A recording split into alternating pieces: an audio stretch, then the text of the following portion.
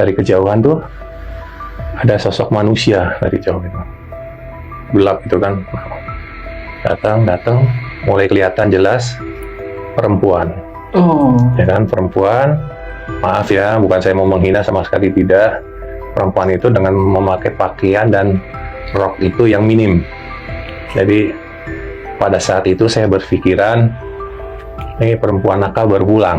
Oh, oke. Ya kan, perempuan nakal tengah malam gini, masa perempuan pakai baju tank top, pakai rok segini gitu kan.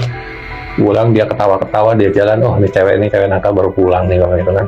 Dia ketawa-ketawa, dia senang banget gitu, cantik, putih gitu kan. Mulai mendekat ke arah saya, senyum, ngasih satu senyuman yang suka gitu sama saya. Saya kan juga, yang dilihat saya benar apa bukan gitu kan. Saya lihat ke belakang, nggak ada orang, dan nggak mungkin, ini di tengah hutan. Di tengah hutan saya nggak mungkin ada orang, dan ini masa sih ini cewek mau ngapain, makin dekat ke saya gitu, makin dekat. Itu begitu jarak 1 meter, itu berubah. Anjir, saya teriak, itu berubah tuh cewek itu, mukanya menyeramkan. Wow. 180 derajat tuh, yang tadi manusia, perempuan, dia berubah, mukanya sangat buruk. Ya, gue sampai merinding lagi nih ceritainnya. Wah, kaget saya sampai keluar kata-kata itu. Begitu saya teriak kaget itu, dia mundur, dia ayang ke belakang itu sambil ngetawain saya. Kayaknya kapok lu, gua kagetin gitu loh. Wah. Sampai mundur ke belakang itu, terus itu kayak jatuh berguguran daun-daun gitu, berguguran. Ya itu menurut cerita, katanya kalau ada daun-daun berguguran seperti itu, tandanya apa yang kita doakan itu dikabulkan. Seperti itu. Tapi ya ngagetin itu yang paling buat saya, yang sangat menyeramkan, paling ngagetin itu. Oke. Bang Rif, kita lanjut ya. Siap. Nih, saya penasaran awal mula pertemuan sama Bunda itu tuh kapan sih, Bang? Jadi kalau awal mulanya itu ketemu Bunda itu saya tahun 83 ya, waktu mau syuting film Sangkuriang. Tapi ada kejadian sebelum saya ketemu sama Bunda tahun 83 di film Sangkuriang itu. Saya waktu masih SMP kelas 3, itu saya diajak nonton di bioskop sama ibu saya. Saya lagi main layangan gitu. Ibu saya nanya, manggil saya, Cliff, temenin ya ibu kemana, nonton film apa, Sundel Bolong. Nggak mau, saya bilang itu. Wah, menyesal kamu kalau kamu nggak mau ikut. Kenapa? Pemain bintang filmnya cantik. Wah, siapa? Susana. Siapa Susana? Aku baru dengar namanya Susana. Wah, kamu makanya ikut nonton biar kamu tahu, pokoknya cantik sekali, kamu nggak menyesal. Dia bilang, nggak mau, saya bilang itu. Udah, nanti tak kasih uang jajan, dia bilang itu kan. Kasih berapa? Zaman dulu tuh 100 rupiah, zaman dulu tuh. Oke. Banyak 100 rupiah dulu. Nggak mau, cuma 100, 200 mau. Oke, tak kasih 200, temenin ibu ya. Oke, akhirnya saya bergegas ke rumah, mandi, ganti baju, nganterin ibu saya ke bioskop. Udah beli karcis, duduk di balkon. Zaman dulu masih ada balkon tuh ya, jadi yang di atas, jadi ada penonton di bawah, ada di atas, saya di atas sama ibu saya. Begitu filmnya itu Sundel Bolong itu tayang, keluarlah Susana itu di film itu. Begitu Susana keluar, itu dalam hati saya itu langsung ngomong sama Tuhan, ya Tuhan, cantik banget nih perempuan. Kenapa harus jadi istrinya orang lain? Kenapa nggak jadi istriku saja? Mudah-mudahan dia belum ada yang belum punya suami. Biarin aku jadi suaminya, biarin dia jadi milikku. Itu saya ngomong dalam hati sama Tuhan itu. Tolong Tuhan, jadikan dia milik saya, jadikan dia istri saya. Udah, ya spontan aja di situ. Sampai pulang ke rumah, keesokan harinya juga ketemu sama teman-teman cerita lagi. Besok kalau lu mau punya istri lu mau namanya siapa? Saya bilang, aku kalau besok punya istri, mau istriku namanya Susi.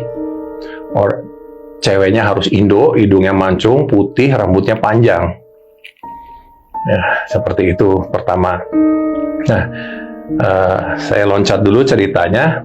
Ternyata Susi itu adalah nama panggilan dari Susana. Oh, oke. Ya kan, Susana kan namanya Susana Martha Frederica van Os. Di rumah itu dipanggil Susi. S-U-Z-I-E, Susi.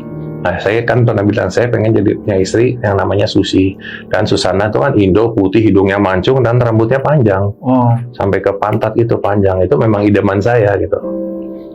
Nah, tiba-tiba suatu hari, habis kejadian itu, saya pulang sekolah, saya naik motor kan, ada sutradara film lagi nyari pemain untuk film Lebak Membara, film perang. Dia lihat saya pulang sekolah naik motor, kebetulan dia naik mobil, nggak bisa ngejar saya naik motor kan, yang anak SMA kan cepat ngebut gitu kan, dia nggak bisa. Besoknya saya ditunggu, di tempat saya yang kemarin ketemu ditunggu naik motor. Begitu saya lewat, ikutin naik motor sampai ke rumah. Sampai ke rumah ditanya, "Mas, ditunggu sama sutradara film dari Jakarta." Saya, "Iya, salah alamat Mas, saya mau bukan bintang film, saya nggak bisa main film, saya nggak bisa acting." "Enggak Mas, tolong Mas, Mas yang diminta, Mas kan yang pulang sekolah lewat situ kan." "Iya, bukan Mas, kakak saya, bukan Mas, Mas yang diminta. Tolong Mas, daripada saya dimarahin, tolong saya anterin ke rumah, nanti perkara bener apa tidak, yang penting Mas sudah ke sana." "Oke deh, saya ganti baju dulu sebentar," saya bilang gitu. "Pakai gini aja Mas, pakai seragam aja nggak apa-apa." "Enggak ah, pakai seragam sekolah nggak enak," saya bilang. "Saya ganti baju aja," saya ganti baju sebentar, nggak sampai 2 menit, saya bilang saya ganti baju, berangkat ke rumah sana, ke rumah ketua parvinya di sana gitu kan, ada ditunggu sutradara dari Jakarta. Ketemu saya, begitu saya lewat depan dari pintu, "Tinggi banget kamu. Sampai pintu aja, aku sen pintu mau nyundul." Dia bilang, "Tingginya berapa?" 185. "Wah, tinggi sekali. Kamu mau main film?" "Saya nggak bisa main film, makanya tadi orang datang ke situ nanya, ngajak saya mau main film." "Gampang, yang penting kamu mau, nanti saya ajarin." "Oke ya, kalau kamu mau." Saya nggak mau. Akhirnya si ketua parvinya itu bilang sama saya, "Kamu main 2 film kan kamu udah begini." Maksudnya udah bisa beli mobil. Yeah. Saya kelas 2 SMA, kelas 2 SMA tuh baru 2 bulan kelas 2 SMA itu, dibilangin mau punya mobil. Kepengen nggak? Iya dong. Nah, udah nggak mikirin mau bisa syuting, mau bisa nggak, wah gila 2 film bisa beli mobil. Kayak apa? Senangnya bisa beli mobil gitu kan. Wah, cewek-cewek nempel nih. Zaman dulu kan. Wah, asik juga nih. Oke lah, tapi kalau saya nanti aktingnya salah-salah, saya ajarin. Siap ya, jangan saya dimarahin ya. Iya. Tunggu ya, dalam waktu 2 minggu saya kasih panggilan ke kamu. Ke Jakarta mau kan? Boleh, dia bilang gitu. Tunggu panggilan 2 minggu lah, dia bilang itu. Oke, saya pulang. Jangankan nunggu 2 minggu, besok pagi saya ditelepon. Langsung besok paginya suruh berangkat ke Jakarta. Berangkat ke Jakarta, ketemu sama produsernya itu, dan itu juga segala macam tes lah. Saya lewatin segala macam tes, dari mulai kesabaran, IQ, bela diri, bisa naik motor, bisa naik mobil, itu dites semua zaman dulu. Setelah saya melewatin itu semua, akhirnya si produsernya bilang, "Kamu lulus 90%, tapi kamu tidak jadi main film Lebak Membara." "Loh, kenapa?" "Ya, kamu lebih cocok main film Sangkuriang." Karena Sangkuriang ini kan legendanya Jawa Barat gitu kan. Logat-logatnya kamu juga kan logatnya Sunda. Dia bilang itu, saya ngomong logatnya Sunda dulu. Jadi bagus banget. Posturnya kamu juga pas banget sebagai Sangkuriang. Jadi kamu lebih cocok untuk main Sangkuriang. Dia bilang itu.